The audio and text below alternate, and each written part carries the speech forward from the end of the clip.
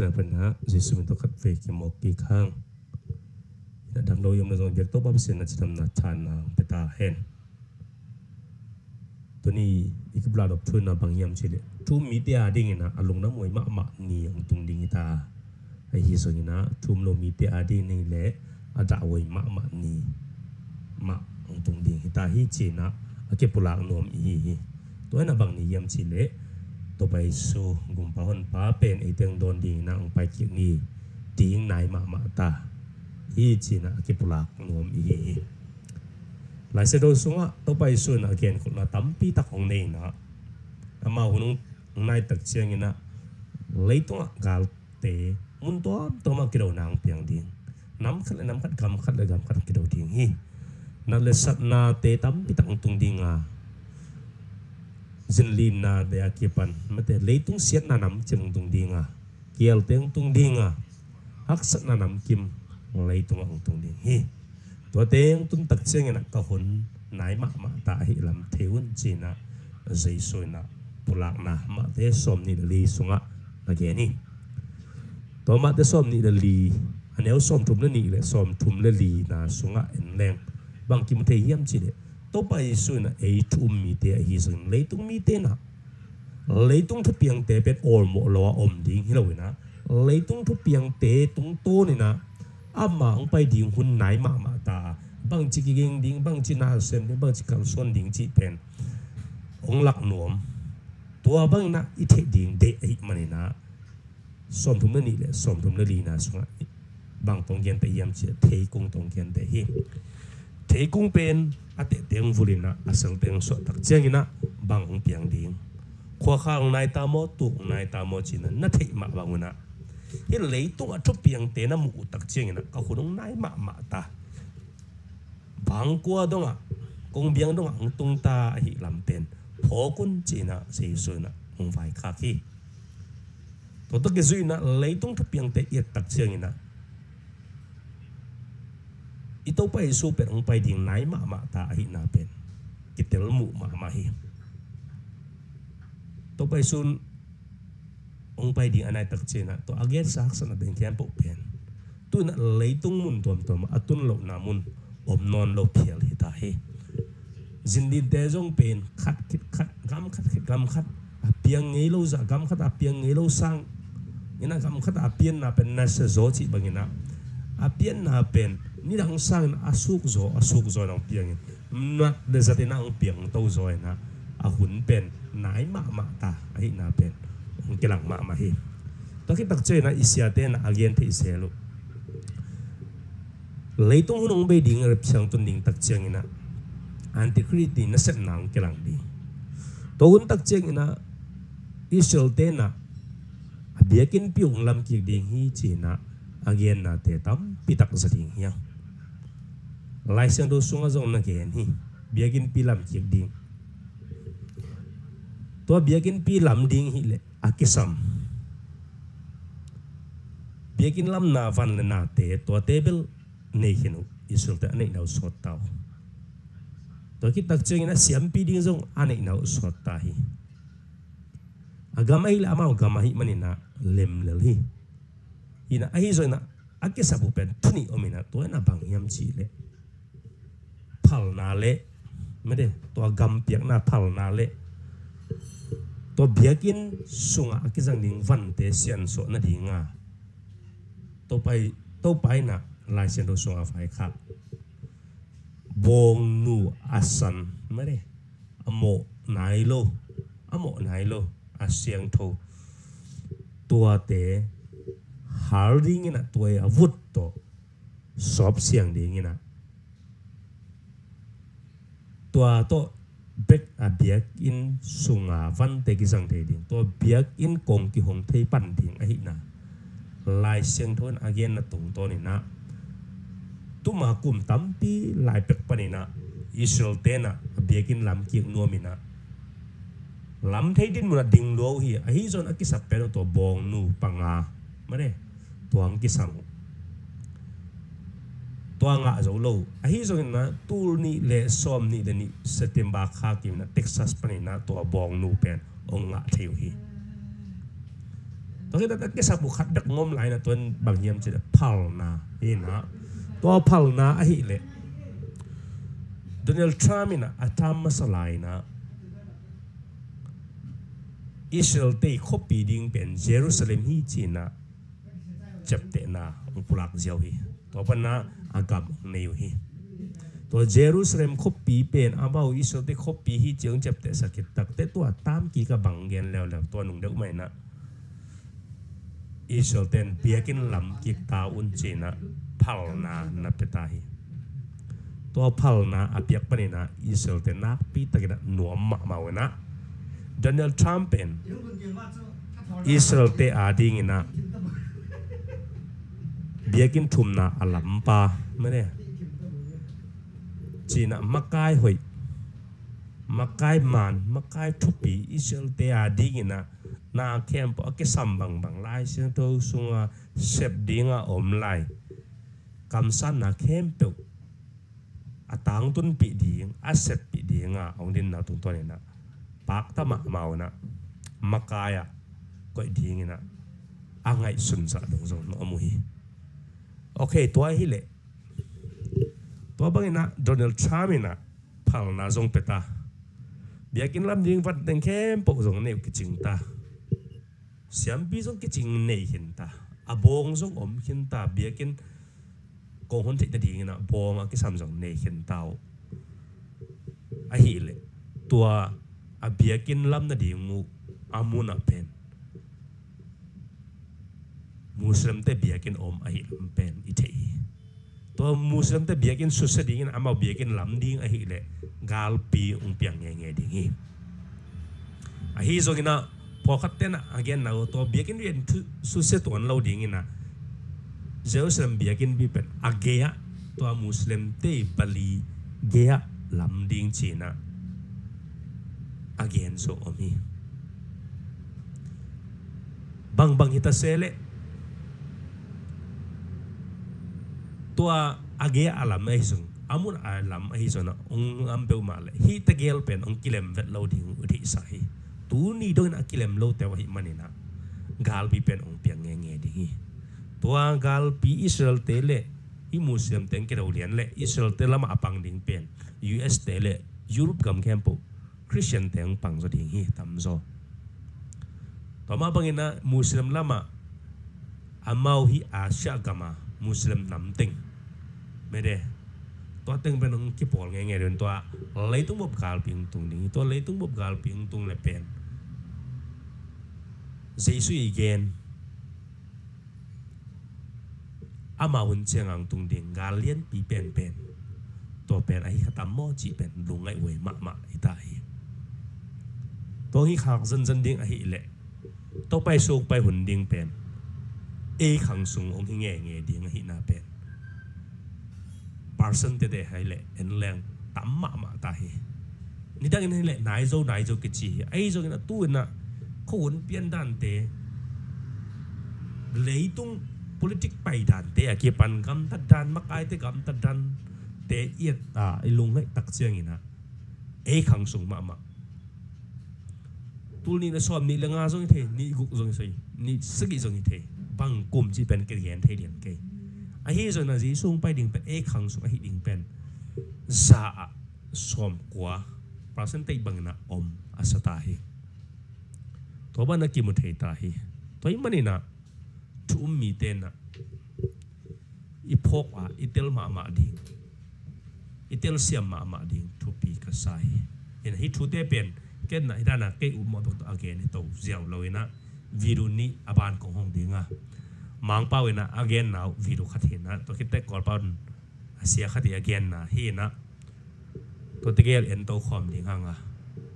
ตอนแรกเป้าสงเล็ดคนนอนกินนี่นะมังเป้าที่เต้นมังเป้าตัวนั่งเล่นหนาวฮิตตัวนั้นนะคนเป้าที่เต้นคนเป้าตัวฮิตตัวแล้วเช่นตัวเราไอ้วิรุสาวเราดีไงมันเนี่ยนะไม่ได้เป่าเล็ดนอนเกยนี่ไงนะง่ายตัวนี้ตัวเลยทำส่วนเตลเซียมนี่นะลาเมนเฮียง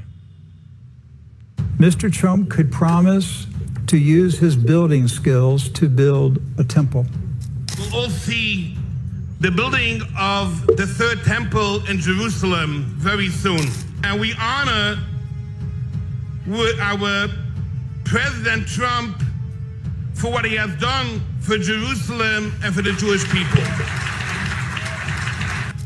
So we have the priest, we have the red heifer,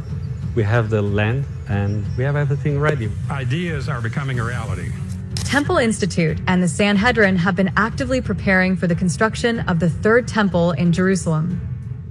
In this video, you can see they're discussing the location where to build the Third Temple. Some Jewish rabbis suggest building the Third Temple next to the Dome of the Rock. This is well supported by Israel Minister of Defense saying a synagogue should be built next to Al-Aqsa Mosque so that the Jews can also pray, not just Muslim. But the Temple Institute officials who have been preparing the Third Temple construction believe that the Third Temple must be built where the First and the Second Temple once stood. That is exactly on the Temple Mount. Jews have been digging tunnels under the Al-Aqsa Mosque compound since the early 1980s to find remains of the Second Temple and prepare for the Third Temple. They've dug 64 tunnels, with many on the western side, putting the mosque at risk of collapse. This has really worried Muslims and international observers who fear that continued digging could cause the mosque to collapse. Jews believe that if they were allowed, they could build the Third Temple in less than a month. So, why haven't they started?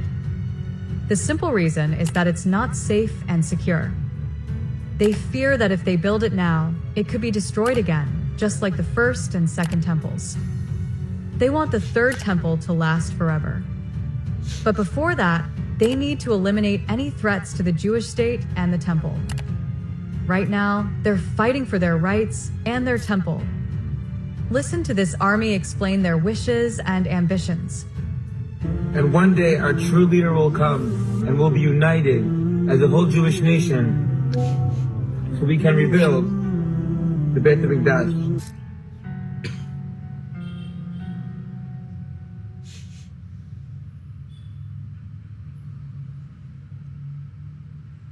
The current Israeli government, led by Prime Minister Benjamin Netanyahu, has shown strong interest in building the Third Temple.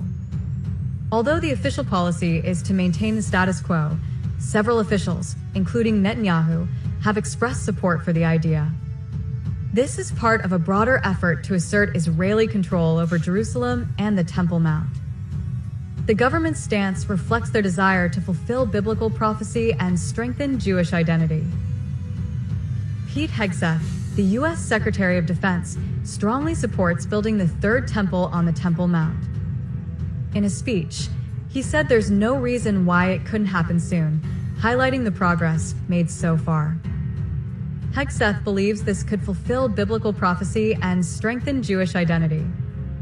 He also encouraged Israel to use the current political climate to achieve their goals. And there's no reason why the miracle of the reestablishment of the temple on the Temple Mount is not possible. Many see the current U.S. President Donald Trump as a key player in this effort because of his strong support for Israel. Trump has also expressed interest in rebuilding Gaza, calling it a big real estate site. Ownership position, and I see it bringing great stability to that part of the Middle East and maybe the entire Middle East. There's speculation that Trump could take over the Al-Aqsa Mosque compound and turn it into an international site. Some believe Trump could be the one to make the Third Temple a reality. Just wait and see, as we might be witnessing the second coming of Donald Trump. Take a look at the red heifer situation now. Many see 2025 as a significant year for the potential sacrifice of these heifers. The red heifers brought from Texas in 2022 have now reached the required age for the ritual, and there's growing anticipation that the sacrifice might happen this year. Temple Institute officials are working hard to choose one perfect red heifer, as 2 were disqualified last year. Out of the 5 heifers from Texas, 3 were disqualified due to white hairs, leaving 2 viable candidates, and the remaining heifers are carefully monitored to ensure they meet the strict criteria. It's an honor to be here with the first Jewish president of the United States. Based on the current situation, many believe that Trump will set the first stone for the Third Temple construction. You know that Jews believe that whoever built the Third Temple, He is the Messiah. That is why Jews never believe in Jesus as Messiah because he failed to build the third temple. Presented to President Donald J. Trump for his extraordinary and heroic efforts. I like that very much. Will Trump be Jewish Messiah or even be the king of the Jews? Okay, ตัวน่ะกอล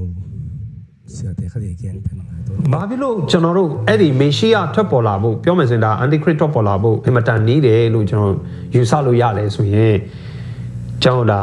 သူ့ရဲ့ prophet ပြည့်စုံခြင်းအကြောင်းအရာတစ်ခုတည်းမဟုတ်ပါဘူး၄-၅ခုရှိပါတယ်အဲ့ထဲမှာပထမတစ်ခုကတော့ကျွန်တော်ဒါလွန်ခဲ့တဲ့စက်တင်ဘာလ15ရက်တုန်းက Texas ကနေဒါ Israel နိုင်ငံကိုနွားနီမပြောမယ်ဆိုရင် red heifer ပေါ့နွားမပြူအနေရောင်ရှိတဲ့နွားမပြူ9កောင်ကိုပို့လိုက်တယ်ပေါ့နော်ဘာလို့လဲဆိုတော့ဒီကျမ်းစာသဘောအရဒီနွားမပြူမရှိရင်ဒါကျမ်းဒီဗိမာန်တော်ကဖွင့်လို့မရပါဘူးဗိမာန်တော်စတင်ပြီးတော့တိဆောက်လို့မရဘူးတိဆောက်ပြီးရင်တော့မှအနုမောဒနာပြုလို့မရပါဘူးအနုမောဒနာပြုဖို့အတွက်ဆိုရင်တော့ဒါဒီနွားနီမတွေလိုတယ်ပေါ့ဆိုတော့နှစ်2000လုံးသူတို့ရှာဖွေခဲ့တာမတွေ့ခဲ့ဘူးအခုမှ Texas မှာဒါတွေ့ပြီးတော့မှဒါအမွေးသမင်မှအနဲ့ရောင်မပေါ်တဲ့တကူလုံးหนีနေရမယ်ကျမ်းမာရေးကောင်းရမယ်အပြစ်နာစာမရှိရဘူးဒါသူတို့မှာ criteria မျိုးမျိုးရှိတာပေါ့နော်အဲ့တော့အဲ့ဒီနွားကိုထူးထူးခြားခြား Texas မှာလာတွေ့တဲ့အခါမှာကျတော့သူတို့အရန်ကိုပျော်သွားတယ်ဒါသူတို့ဒီနွား9កောင်ကိုယူပြီးတော့မှ3နှစ်အောက်ငယ်တဲ့နွားပြီးရင်သူကဘာလဲဆိုတော့မရှက်တင်လေးတော့နွားပေါ့သူကနော်ဒါတားဖွားတာတွေမပြည့်ရသေးဘူးပြီးရင်မိထုံတောင်ရတာဘာမှမပြည့်ရသေးတဲ့ဒါတန့်ရှင်းသောနွားမပြူပေါ့9កောင်ဘာလို့လဲဆိုတော့တောလျာရန်ခန်းကြီး19နှစ်ထဲမှာအပြစ်မပါတခါမြသဘိုးမတင်ကွက်ကြားခြင်းမရှိအစင်းနေတော့နွားမပြူကိုတဲ့ဣတေလအမျိုးသားတို့ဒီဆောင်ခဲ့ပြီးအကြောင်းစစ်ဆိုတော့အဲ့ဒီနွားမပြူကိုတတ်ပြီးတော့မှမီးရှို့မယ်အဲ့ဒီရဲ့ပြာနဲ့သူတို့ကစင်ကြယ်ခြင်းမှုပြုရတယ်ယေဘရဟိကအစဗိမာန်တော်ကအစနော်ဒီနော်ကြောင့်ရှေ့တော်မုန်တရားအကုန်လုံးပေါ့ဒီဗိမာန်တော်မှာပြုတဲ့အသုံးဆောင်တွေအားလုံးကိုဒီနွားမပြူရဲ့ပြာနဲ့စင်ကြယ်ခြင်းအမှုကိုပြုရတယ်အဲ့ဒါမှပဲတန်ရှင်းတယ်လို့ပြောထားပါဘာဖြစ်လို့လဲဆိုတော့ဒီနွားမပြူ9កောင်ထွက်ပေါ်လာပြီဆိုရင်ဒါဗိမာန်တော်စောက်ဖို့အတွက်အချိန်တန်ပြီဆိုတာကိုသူတို့ပေါ်ပြတယ်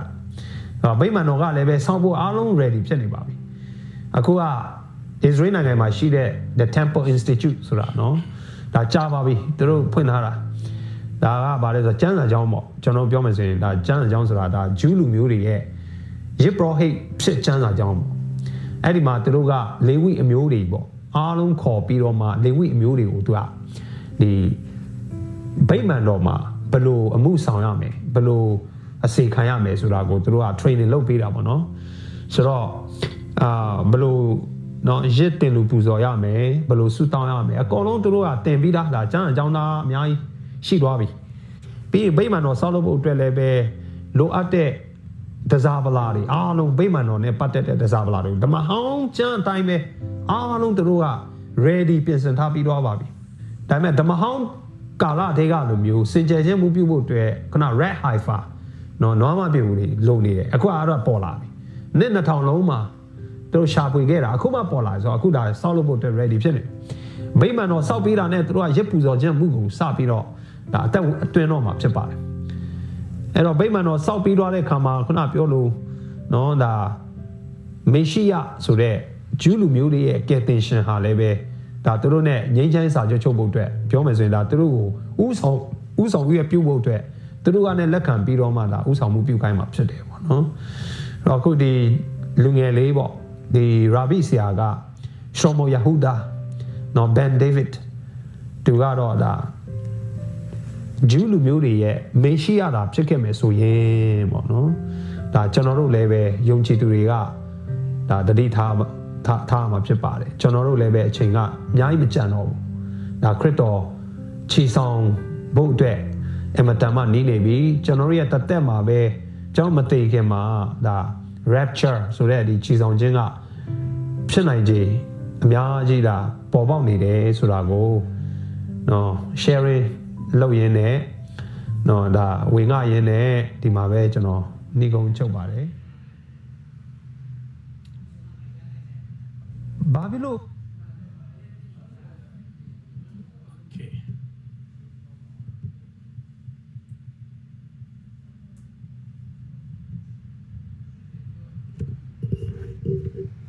Okay.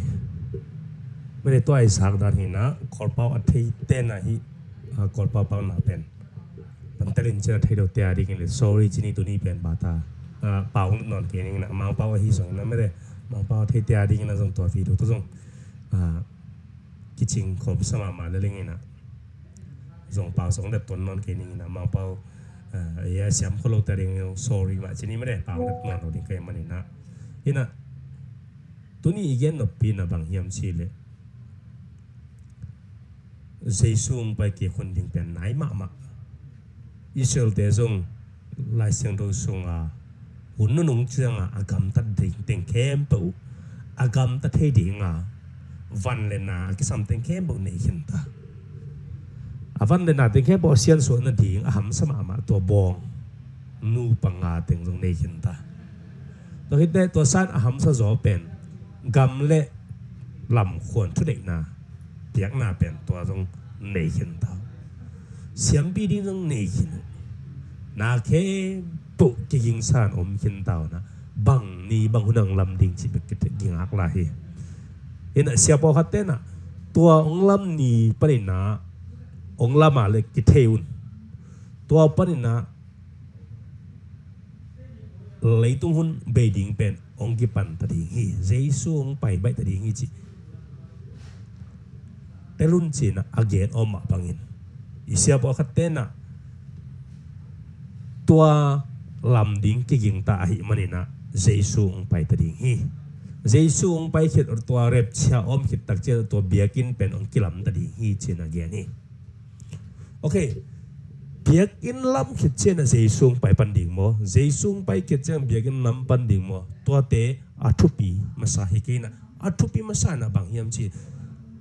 ตัวเบียกินเป็นองกิลำเงยดิ่งจีนะเฮตัวเบียกินกิลำเงยเลยตุ้งหุ่นเป็นองเบดิ่งตาจีนะเป็นอิเทดิ่งเจสูไปเป็นตัวไม้องไปดิ่งมาตัวน้องไปดิ่งตัวขัดไปเสียวนะเจสูงไปเกี่ยดิ่งเป็นไหนมาตาบางยามจีเลยตุมากลุ่มสมลายตุมากลุ่มซาลายตุมากลุ่มตุลายอากิเกนลายนะอิสราเอลเตเป็นอาเบียกินลำดินready ไหนล่ะไอ้ที่ส่วนตัวนั้นเป็นอาเบียกินready ขึ้นตาอากิปัดดิ่งอุปกิจสำนักไอ้มันนี่นะอากิปัดมาเจสูงไปดิ่งมั้งกิปัดคิดแต่เจสูงไปดิ่งกันเทโลไอ้ห่างกระเทยขัดเป็นบางอย่างเจสูเป็นองไปใบมาตะดิ่งองไปใบมาตะดิ่งบางอย่างเจสูนจีอามากัมมัลสุงอามานาเกนันบังเกย์กงไปดิ่งตักเชนะเลยตัวทุบเปียงแต่งเอ็นุนฮิติงเข้มปกงเกนแต่งเข้มปกเปียงตักเชนเกย์บางกว่าดงกงตุงตาฮิจิเป็นพอคนจีนะมาเตะซ้อมนี่เลยสุงเกเตลตักเกนงเกนนะหางอินะฮิตทูอากิปุลากะฮีตัวมันนี่นะทุ่มมีเราตัวง่ายมีเตทุ่มมีเรานะฮิเลเปียทักไหนเรานะฮิเลนังอาดิ่งนะอาดาเวเป็นนี่เสียนานนี่องตุนดิ่งนายมาตาให้ลำพอกันละทุ่มมีเตเปียทักมีเตอีเลยตู้ปลาตัวกิบุดิ่งอาหุ่นเป็นนายมาตาอีตู้ปลาตัวอันนั้นตานาเปียองตันแค่ปลาตัวไม้ตั้งกิมูนะอามาไอพัดดิ่งนี่เป็นวันตัวไอพัดดิ่งนี่นายมาตาหินะพอกันนะลงดำและอ่างตั้งตะกินะตู้ปลาอามวกเด่นกิยิงสายอมดิ่งเป็นนายมันเป็นนะกี่หันจอนต่อมาบางอย่างนะทูมีเต้นอิเซปดิ่งตัวองไปดิ่งนายตามันนี่นะลุงดำนัดถืออีกอย่างดิ่งเป็นทลบตะกินะอีกอย่างดิ่งนะกี่หันจอนยังตัวมันนี่นะอีหลายมุนเป็นง่ายทุ่มนายโลเปียทนายโลมีนะอมเละกันจะกองปุระดิ่งเจสูอิจิเป็นเปอร์เซ็นต์ตะปาฮีวันตรงเลยตรงอบอลเปอร์เซ็นต์ตะปาฮีวันโตคมตรงตุยนะป้าเสียละมาตุยนะทูอาเกลินฮีส่งนะหนังโมนาหางนะเฮละนะตุนดิงองได้สักเลยนะป้าเคียงะตอนตุยนะนำมังเทดีองได้สักนะตะกิจุนตัววันตุงโตคมนุเสียนะเลยตุงองไปนะเลยตุงหักษณะเยี่ยมนะทุกนะตะเข้มปงทัวกินตะกิดตักเจงนะนั่งสีตายน้องซีน nang ki vui ta nang ki vui na nang na thok ki the da ding na a thak nun ta na thok ki the ama ma ong thok ki ki na wang de na to nang ong tat khe khen a hi manin to ong tat khet na pen gup khet na lungdam na thu ki chia to lungdam na thu pet a sang ding na jesu min da tu ni na akizon hi to pai su pen bang chi san ding na hiam chi le to pai su to asset khe lei tunga asset khe bu pen ke a di ong sep sakhi chi na uma isan ding hi to uma isan na so jesu na ke mo na tang na ang tan khe pa hiya kama pen ka gum pa ka hon pa hi na ka to pa hi chi na sang na lungsima sang na ikam to pula khia mi khyang pula ka te chi panga lungdam ya ko thei ding to banga agam ta ding te to ban nagam ta to ban isan le lungdam na thu asang na apyang thak te ding yang ai soina jesu gumpa hon pa na asang lo mi na hi le nanga ding na tom na ni nai ma ta hi chi phogi gen chin na hi thu teng to i thu ku bol hi ni lungdam